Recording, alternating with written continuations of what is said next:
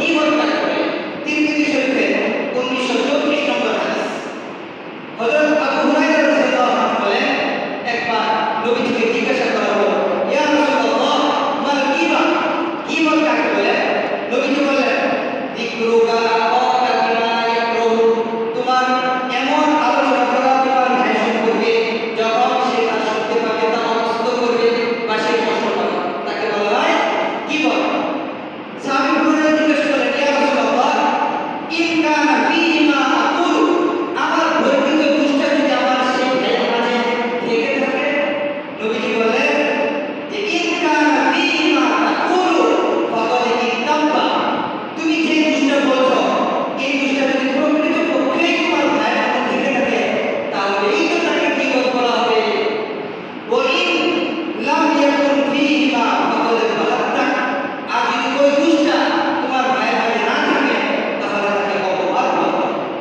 মোহতারাম হাজরিন, তাহলে বুঝে গেল যে কেউ কোনো দোষ করলে এই দোষ আমরা বলাবলি করতে পারবো না। এই দোষ যাচাইয়ের জন্য নির্দিষ্ট ব্যক্তি আছে। মনে করেন কোনো ছাত্র দোষ করলো, আপনাদের সাথী ভাই দোষ করলো, এই দোষ আপনি বলতে পারবেন না। এই দোষ সম্পর্কে বিচার করবে, সালিশ করবে, এর জন্য নির্দিষ্ট লোক আছে, উস্তাদগণ আছে, এরকম প্রতিটি তবকায় নির্দিষ্ট লোক আছে। তারা এই ব্যাপারে আলোচনা করবেন, সেটা সমাধান করবেন। কিন্তু আমার আপনার জন্য এরকম গীবত করার অনুমতি নাই। আর আমি এমন একটা বলে দিলাম যেটা তার মাঝে নাই, তাহলে তাকে অপবাদ বলা হবে। অপবাদের শাস্তি স্পষ্ট। পবিত্র কোরআনে আল্লাহ বলেছেন, এরকম ব্যক্তিকে 80 টুকরা মারা হবে। কত ভয়াবহ কথা! এখন আমরা জানবো কয় মাধ্যমে আমরা স্বাভাবিকভাবে গীবত করে থাকি। তার মাধ্যম হচ্ছে 4টি। 1 নাম্বার আল গীবাতু বিল লিসান, জবানের মাধ্যমে গীবত করা। 2 নাম্বার আল গীবাতু বিল কলব, দিলের মাধ্যমে গীবত করা। 3 নাম্বার আল গীবাতু বিল ইশারা, ইশারায় দিয়ে গীবত করা। 4 নাম্বার আল গীবাতু বিল কিতাবা, লেখালেখির মাধ্যমে গীবত করা। প্রথম মাধ্যম হচ্ছে আল গীবাতু বিল লিসান, জবানের মাধ্যমে গীবত করা। এই গীবতের ভয়াবহ পরিণাম সম্পর্কে নবীজি বলেছেন, যারা জবানের মাধ্যমে গীবত করে তাদেরকে জাহান্নামের এমন গভীরে নিক্ষেপ করা হবে যে গভীরতা হচ্ছে এমন যেমন দুনিয়ার পূর্ব থেকে পশ্চিম পর্যন্ত দূরত্ব। বুখারী শরীফের 6477 নম্বর হাদিস, নবীজি বলেন, ইন্নাল আবদা লা ইয়াতাকাল্লামু বিল কালিমা, মানুষ এমন কথাবার্তা বলে মা ইয়াতাকাল্লামু ফিহা, যার পরিণাম সম্পর্কে সে চিন্তা ভাবনা করে না। ইয়াজিল্লু বিহা ফিন্নার, যার কারণে তাকে জাহান্নামে নিক্ষেপ করা হবে।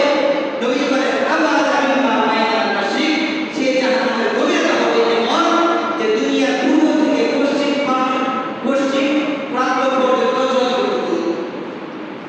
সহিহ বুখারীর 6478 নম্বর হাদিস, নবীজি বলেন, ইন্নাল আবদা লা ইয়াতাকাল্লামু বিসওয়ালিল্লাহ, মানুষ এমন কথাবার্তা বলে ফেলে যা আল্লাহর সন্তুষ্টিমূলক হয়। লা ইলাহা বালা, কিন্তু তারা এই সম্পর্কে সচেতন নয়। আর এমন একটা কথা বলে ফেলছে এটা আল্লাহর সন্তুষ্টিমূলক, কিন্তু সে এই সম্পর্কে জানে না। আল্লাহ বলেন, ইয়ারফাউল্লাহু বিহা দারাজাতি, আল্লাহ তাআলা এর কারণে তার মর্যাদা বৃদ্ধি করে দেন। বলেন সুবহানাল্লাহ। এরপরে নবীজি বলেন যে ইন্নাল আবদা লা ইয়াতাকাল্লামু বিল কালিমা মিন সাখাতিল্লাহ, বান্দা কখনো এমন কথাবার্তা বলে যে কথাবার্তা আল্লাহ তাআলার অসন্তুষ্টির কারণ হয়ে দাঁড়ায়। লা ইলাহা বালা, আর এই সম্পর্কে তার কোনো সচেতনতা নাই, সে এটা জানেই না এমন কথা বলেছে। আল্লাহ নবীজি বলেন, ইয়াহদি বিহা ফি জাহান্নাম, এই কারণে তাকে জাহান্নামে নিক্ষেপ করা হবে। এই কারণে আমরা যখন কোনো কথাবার্তা বলবো খুব ভেবে চিন্তে কথাবার্তা বলবো। এমনি চিন্তা ভাবনা ছাড়া কোনো কথাবার্তা আমরা বলে ফেলবো। এই গীবতগুলি বেশি কোথায় করা হয়? তিক্ত হলেও সত্য, 2টা মহলে এই গীবত বেশি করা হয়। 1 নম্বর হচ্ছে পুরুষদের মাঝে, সেটা হলো চায়ের দোকান। কথা বলেন ঠিক কিনা? যখন মানুষ চায়ের দোকানে 2 জন 4 জন 5 জন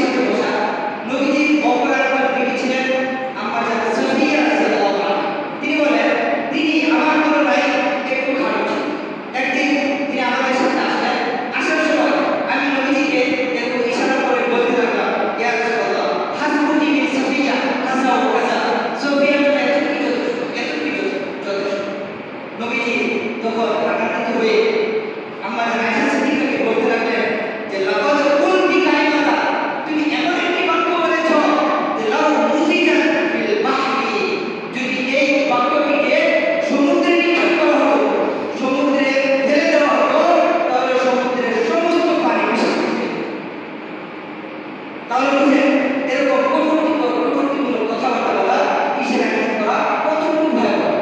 আল্লাহ তাআলা আমাদেরকে এই দিকে হেফাজত করুন। 4 নম্বর, লেখালেখির মাধ্যমে গীবত করা। ইমাম গাজ্জালী রাহমাতুল্লাহি আলাইহি বলেন, মানুষ দুই ভাষা কথা বলে, একটা হচ্ছে জবানের মাধ্যমে কথা বলে, আর একটা হলো লেখালেখির মাধ্যমে কথা বলে। জবানে যেটা গীবত বলা হয়, এটাকে যদি কলমে প্রকাশ করি তাহলে তাকে বলা হবে লেখালেখির গীবত।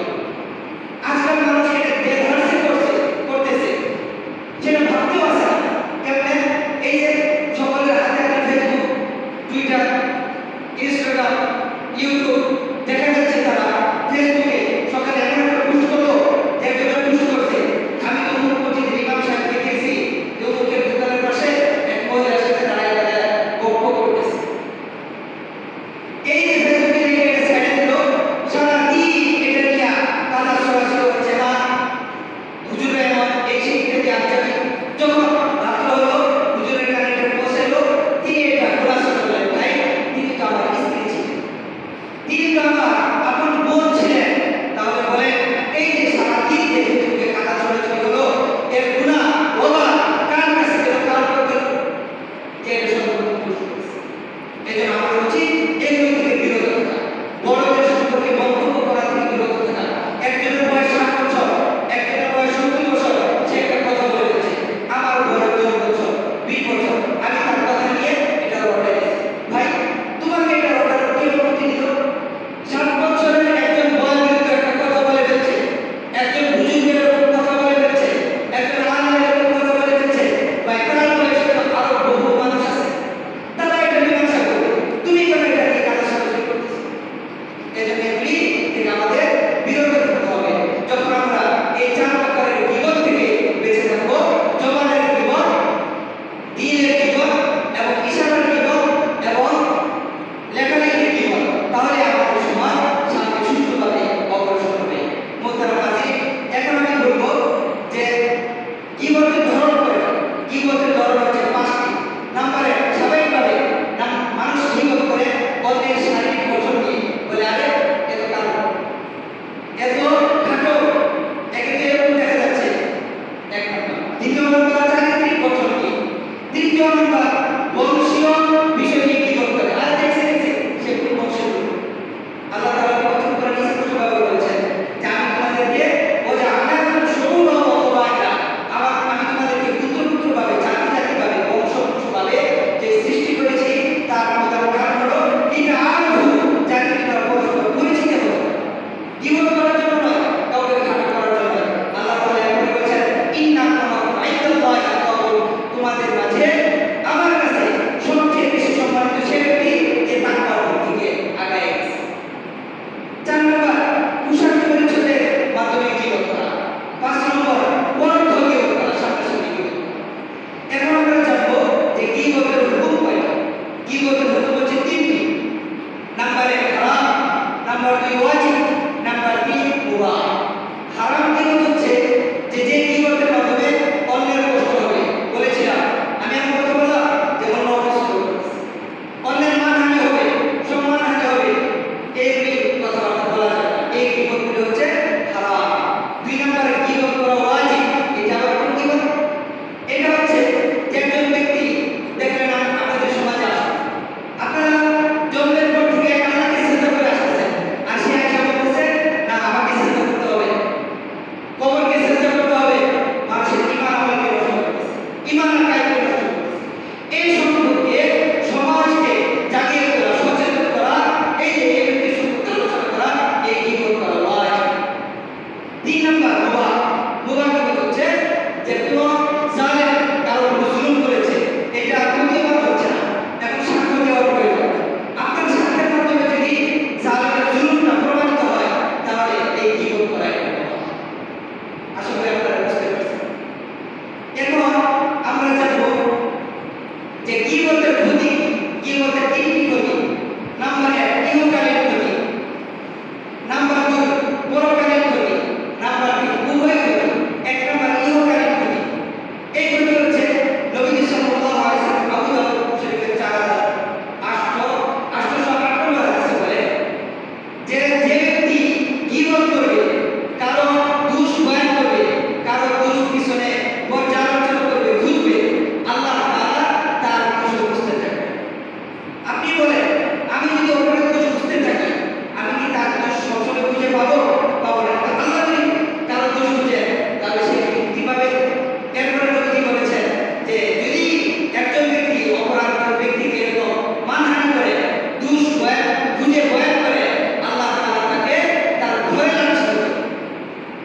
দুই নম্বর হচ্ছে পরকালীন শাস্তি।